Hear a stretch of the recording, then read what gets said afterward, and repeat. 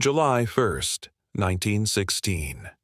Somewhere north of the River Somme, a thin whistle cuts through a silence that has already lasted 7 days. For a week, the guns have not stopped. Now, for the first time in living memory, they do. A young officer climbs the wooden fire step of a British trench. He is perhaps 23 years old. He carries no rifle. There's a service revolver holstered at his hip, but his hand is not on it. Instead, tucked under his left arm, is a slim length of polished cane, its head capped in silver, entirely useless as a weapon and entirely deliberate as a statement. He glances left and right along the line, nods once, and steps up onto the parapet, walking forward into no man's land at an unhurried pace, as though crossing a parade ground rather than a killing field. Behind him, several hundred men climb out of the trench in the same unhurried fashion. They have been ordered to walk, not run. Officers walk in front, and many of them, by choice and by regulation of habit rather than necessity, carry nothing more lethal than a stick. This is not a single man's story.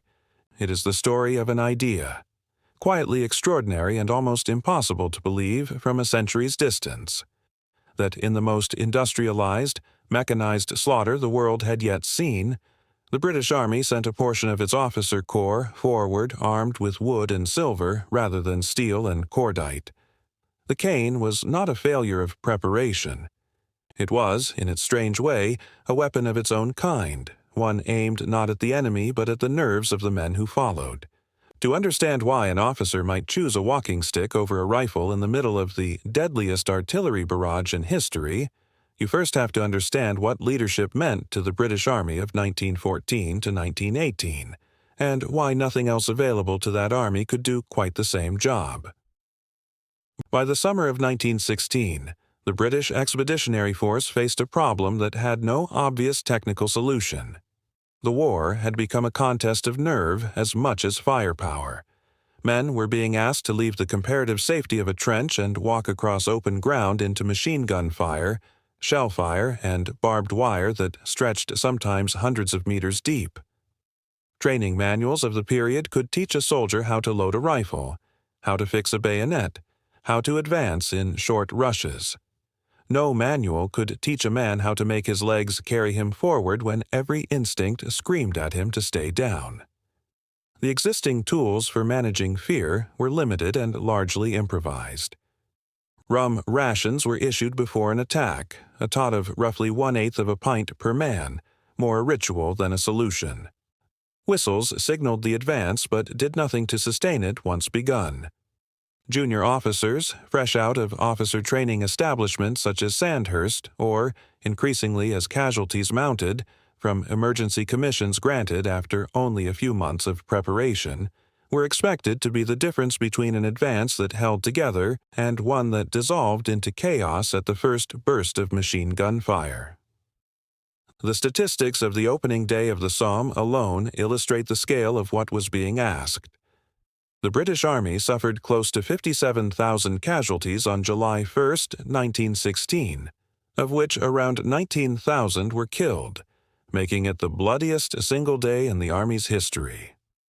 Officer casualty rates were disproportionately high, in part because officers were expected to lead visibly, from the front, at the head of their platoons, rather than directing from behind.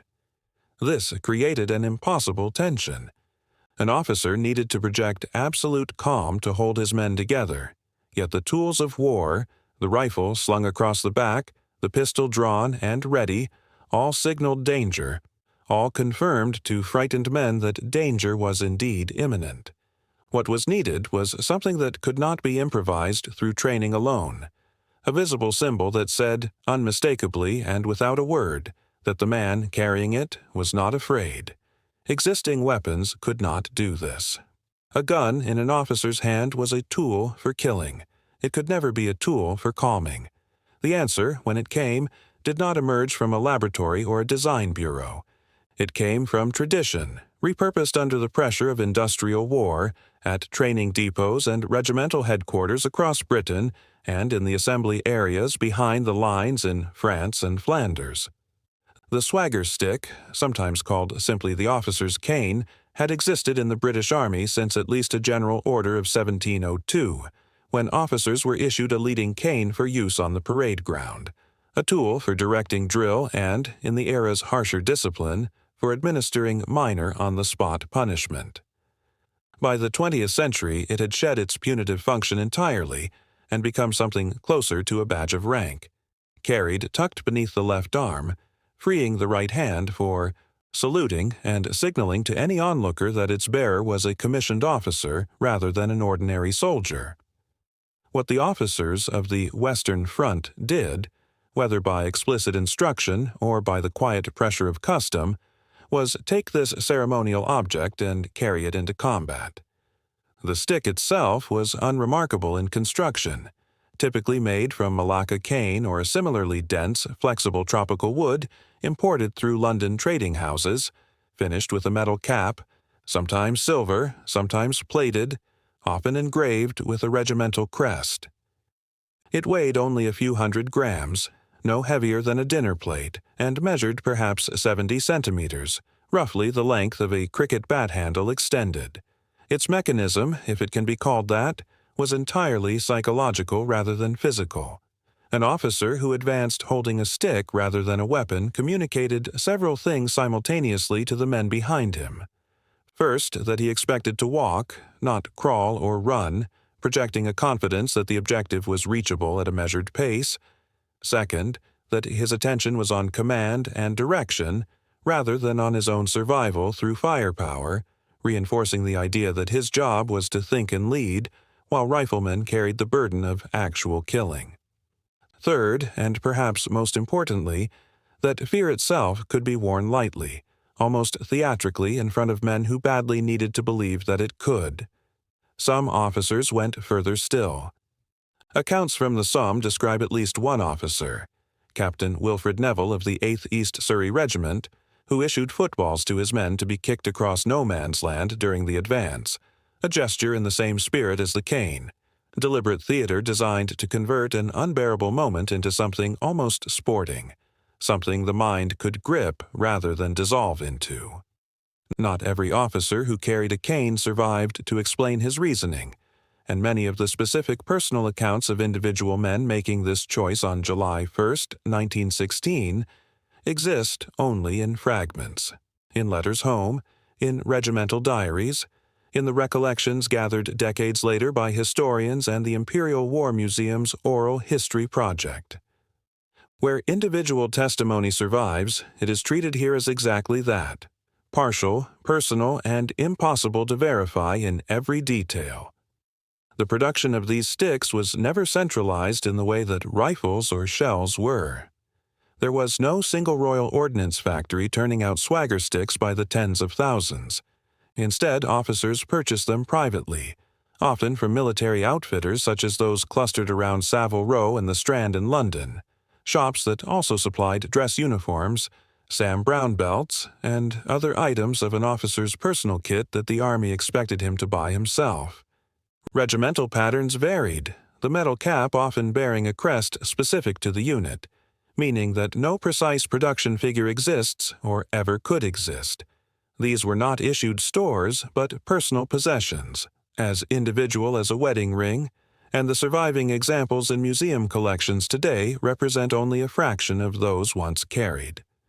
Where the cane was carried into actual battle, the effect described in surviving accounts was consistent, even where the specifics are sparse.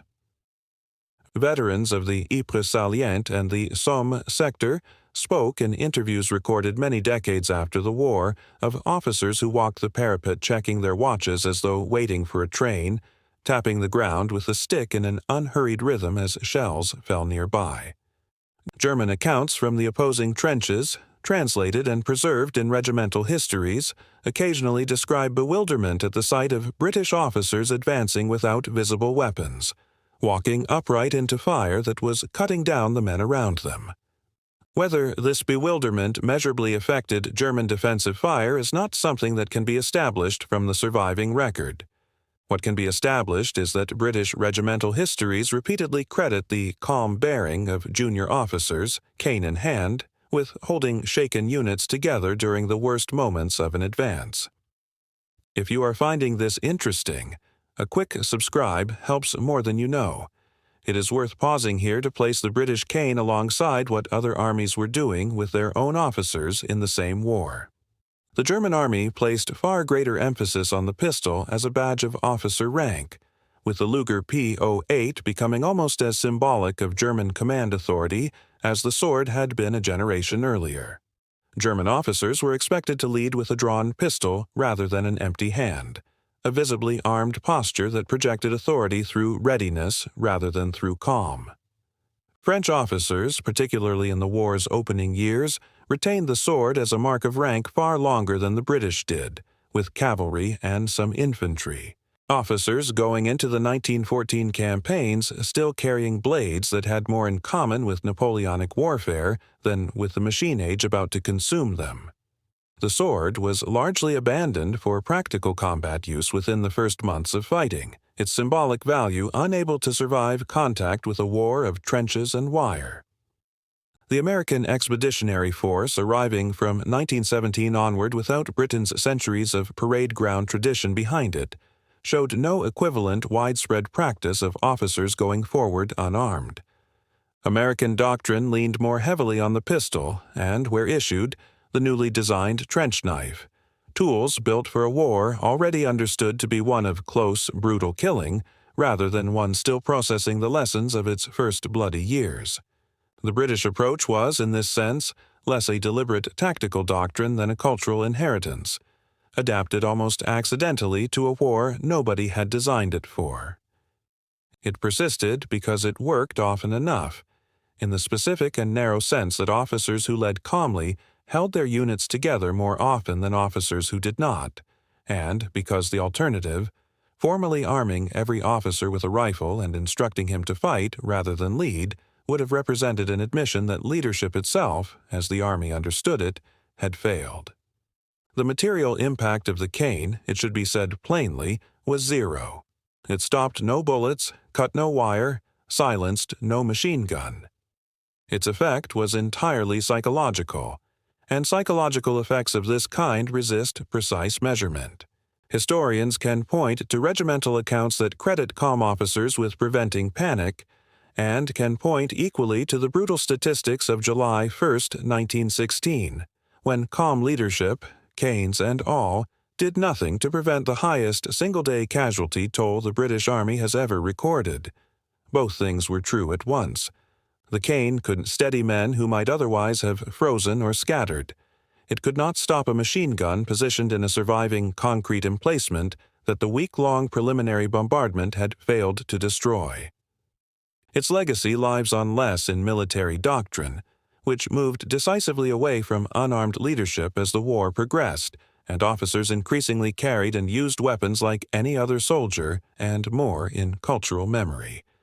The image of the British officer advancing with nothing but a stick under his arm became, for better or worse, one of the enduring pictures of the First World War, referenced in the memoirs of veterans, dramatized in films and television depictions of the trenches, and preserved today in the glass cases of institutions such as the Imperial War Museum in London, where surviving swagger sticks, regimental crests still visible on tarnished silver caps, sit alongside the rifles and pistols that did the war's actual killing.